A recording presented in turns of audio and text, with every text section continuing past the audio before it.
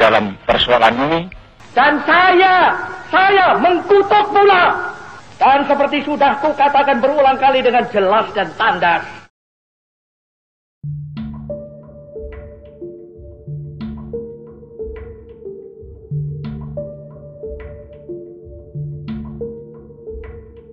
Seluruh rakyat Indonesia pasti mengenal Presiden Soekarno. Presiden pertama Republik Indonesia dan juga seorang proklamator kemerdekaan.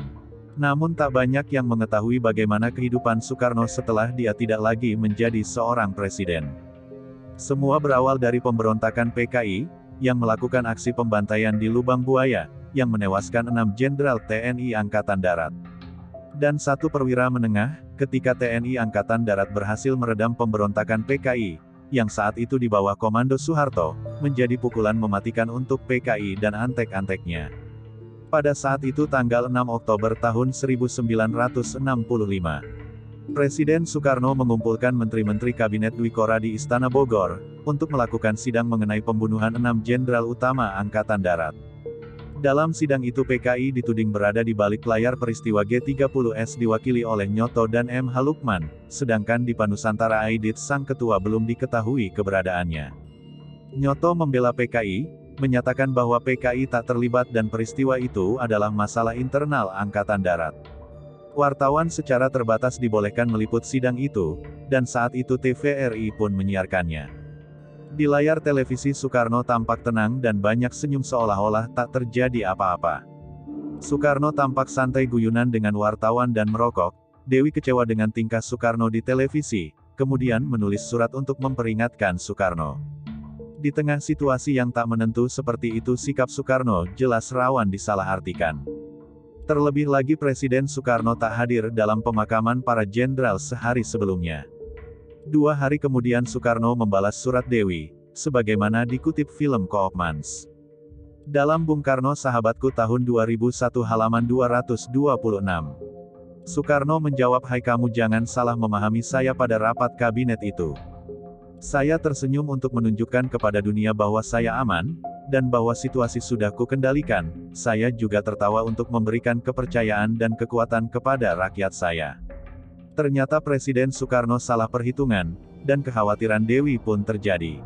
Desas-desus bahwa Presiden kemungkinan terlibat, atau minimal tahu terlebih dahulu, peristiwa G30S tersebut segera tersebar liar, dan lagi sejak saat itu Presiden Soekarno tak lagi punya kendali penuh atas politik sebagaimana yang dia yakini.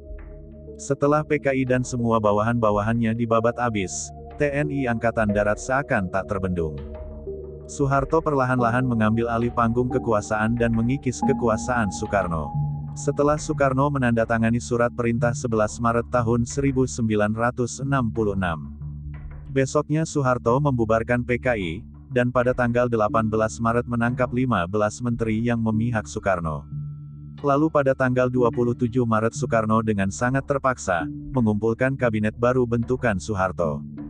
John Dillake dalam Soekarno sebuah biografi politik tahun 1996. Menyebut itulah tenggara kematian karir politik Soekarno, selanjutnya Soeharto yang memegang kendali, dan mulai menjalankan kebijakan-kebijakan yang sebagian besar bertolak belakang dengan kebijakan Soekarno. Ia bahkan dibatasi berbicara di hadapan publik, pada tanggal 22 Juni tahun 1966. Di hadapan MPRS, Soekarno menyampaikan pidato pertanggungjawaban selama jadi presiden, dan soal peristiwa G30S. Pidato berjudul Nawaksara itu ditolak MPRS. Soekarno lalu menyampaikan pelengkap Nawaksara pada tanggal 10 Januari tahun 1967 yang lagi-lagi ditolak oleh MPRS. Itu adalah usaha terakhirnya untuk mempertahankan diri dan ia pun akhirnya kalah. Pada tanggal 12 Maret tahun 1967 MPRS mengumumkannya secara resmi pencabutan mandat Soekarno sebagai presiden. Dan kemudian menunjuk Soeharto sebagai pejabat presiden, setahun kemudian Soeharto baru dilantik jadi presiden. Pasca terjadinya G30S sekitar tahun 1966 sampai tahun 1967. Ibu kota dipenuhi aksi demonstrasi, dengan tuntutan memberhentikan Soekarno dari jabatannya sebagai presiden. Adapun di dalam memorandumnya pada tanggal 23 Februari tahun 1967. Pemerintah Orde Baru menyimpulkan bahwa Soekarno terlibat G30S. Atas perintah Soeharto, Soekarno dan keluarganya diultimatum untuk angkat kaki dari Istana Merdeka dan Istana Bogor sebelum tanggal 17 Agustus tahun 1967. Jadi dulu Presiden Soekarno masuk istana dengan seluruh kebesarannya sebagai pemimpin, kini ia keluar dari istana dengan hanya berkaos oblong dan celana piyama. Segala kekayaan yang ia bawa adalah bendera merah putih, beberapa botol minuman ringan, kue-kue dan obat-obatan. Status Soekarno saat itu adalah tahanan Orde Baru, mulanya ia ditahan di rumahnya di daerah Batu Tulis Bogor. Lalu dipindahkan ke Wisma Yaso, sekarang menjadi Museum Satria Mandala, di Jakarta pada tahun 1969. Penahanan itu rupanya berefek buruk bagi kesehatan Bung besar ini, karena tim dokter kepresidenan sebelumnya yang tahu detail soal kondisi medis Bung Karno telah dibubarkan. Bung Karno diketahui sakit ginjal parah, ginjal kanannya sudah mati sedangkan ginjal kirinya hanya berfungsi 25%. Selain itu juga mengidap sakit jantung dan darah tinggi. Sejak ditahan diagnosis baru muncul seperti rematik dan gejala katarak. Dalam kondisi demikian ia pun masih harus menjalani interogasi dari Kopkamtib soal keterlibatannya dalam G30S.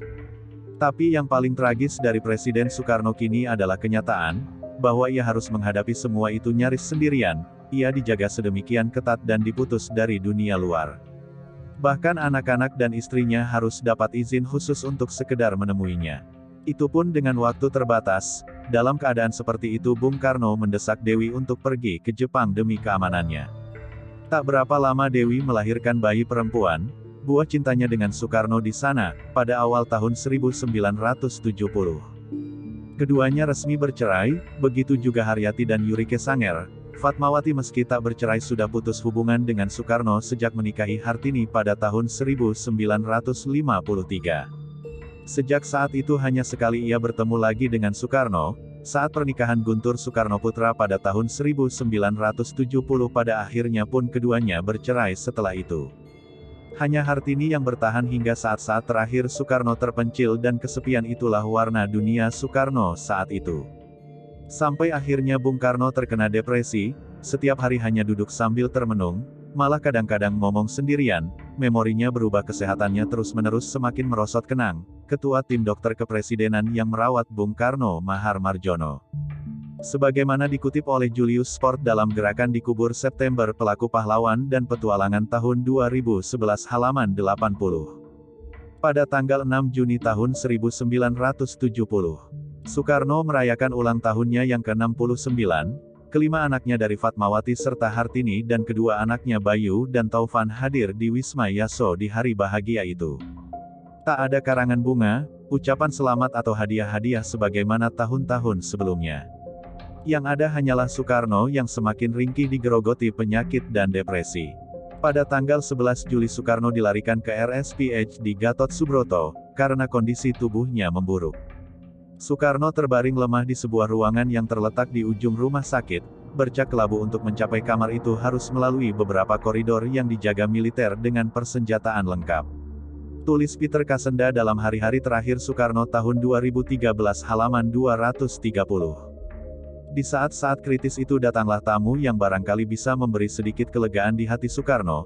Tamu pertama adalah sahabat lamanya yaitu Muhammad Hatta yang datang menjenguk pada tanggal 19 Juni. Dua proklamator yang pecah kongsi sejak tahun 1956 itu, akhirnya bertemu dalam momen yang amat menyentuh. Perbedaan jalan politik tak melunturkan persahabatan mereka. Bagaimanapun Soekarno dan Hatta pernah menghadapi masa sulit bersama-sama. Rahmawati Soekarno Putri begitu bahagia mendengar kabar bahwa Dewi telah diizinkan Soeharto untuk menjemput Soekarno. Ia tahu benar perempuan cerita itulah yang bisa menghibur hati Soekarno yang lama kering. Setidak-tidaknya di saat terakhir ada sedikit kebahagiaan untuk bapaknya. Dewi membawa serta buah hatinya dengan Soekarno yaitu Kartika Sari Dewi. Kala itu Kartika yang lebih akrab disapa Karina baru berumur 3 tahun, karena lahir di Jepang Soekarno belum pernah melihat anaknya hingga saat itu. Setelah keduanya bertemu, Dewi mengatakan kepada Karna bahwa Soekarno adalah ayahnya. Antara sadar dan tidak muncul Karno bergerak seakan-akan ingin menggapai putri kecilnya. Sayang sekali Soekarno sudah tak punya daya apa-apa lagi, bahkan untuk mempertahankan kesadaran adalah perjuangan tersendiri baginya. Usai kedatangan Dewi dan Karina, kesadaran Soekarno berlangsung hilang. Menjelang tengah malam beliau pun koma. Keesokan paginya pada tanggal 27 tahun 1970 Soekarno menyerah dan meninggal dunia. Bung Karno sewaktu hidupnya sangat mencintai ibunya, beliau sangat menghormatinya. Kalau beliau bepergian jauh, kemanapun beliau sungkem dahulu, meminta doa restu kepada ibunya. Melihat kebiasaan Bung Karno begitu, maka saya tetapkan alangkah baiknya kalau proklamator itu dimakamkan di dekat makam ibunya di Blitar, demikian yang dikatakan oleh Presiden Soeharto. Pemakaman Soekarno dihadiri banyak warga simpatisan Soekarno, dan yang memimpin salat adalah Buya Hamka, sesuai dengan yang beliau wasiatkan.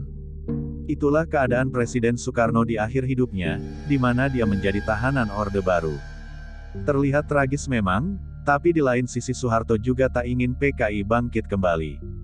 Dengan memanfaatkan keadaan Soekarno, banyak media yang bahkan menyudutkan Soekarno ataupun Soeharto. Maka dari itu kita tidak boleh hanya melihat dari satu sisi saja, kita harus dapat memahami dari sudut pandang lainnya. Karena mencari kesalahan, selalu menjadi kebiasaan orang-orang yang memiliki hati yang dengki, mereka akan mencari kesalahan-kesalahan, agar salah satunya terlihat buruk.